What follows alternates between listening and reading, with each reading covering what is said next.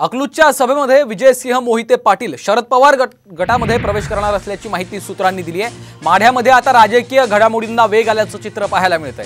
आज धैर्यशील मोहिते पाटील हे शरद पवार गटात प्रवेश करणार आहेत, तर माजी उपमुख्यमंत्री विजयसिंह मोहिते पाटील हे देखील शरद पवारांच्या उपस्थितीमध्ये होणाऱ्या सभेत लवकरच अधिकृत प्रवेश करणार असल्याची सूत्रांची माहिती आहे। 26 एप्रिल रोजी शरद पवार पुन्हा एकदा माढ्याच्या दौऱ्यावर येणार आहेत। करमाळा इथं त्यांची जाहीर सभा देखील होणार आहे आणि या सभेतच करमाळ्याचे माजी आमदार नारायण पाटील देखील प्रवेश करणार असल्याची माहिती आहे। त्यानंतर शरद पवार यांची अकलूज इथं जाहीर सभेचं आयोजन करण्यात येणार आहे। या सभेमध्ये विजयसिंह मोहिते पाटील हे राष्ट्रवादी काँग्रेस शरदचंद्र पवार पक्षात अधिकृत प्रवेश करणार असल्याची माहिती आहे।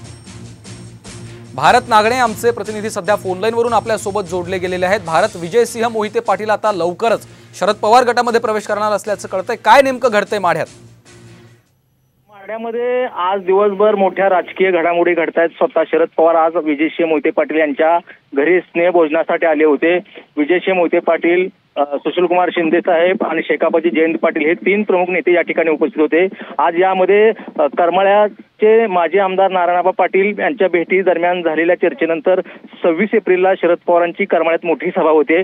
या सभेमध्ये नारायण पाटील हे राष्ट्रवादी काँग्रेस शरद पवार गटामध्ये प्रवेश करणार आहेत आणि त्यानंतर अकलूज येथे एक मोठी सभा होणार आहे। या सभेला स्वतः शरद पवार येणार आहेत आणि या सभेमध्ये विजयसिंह मोहिते पाटील हे राष्ट्रवादी काँग्रेसमध्ये प्रवेश करणार आहेत शरद पवार गटामध्ये। याचा आपल्याला अधिकृत सूत्रांकडून मिळालेली माहिती आहे। त्यामुळे माढ्यामध्ये येत्या काळामध्ये मोठ्या राजकीय घडामोडी घडणार आहेत आणि यामध्ये भाजप कुठेतरी बॅकफुटवर जातो की काय अशा परिस्थिती निर्माण झालेली आहे। निश्चितच धन्यवाद भारत या सविस्तर माहितीसाठी।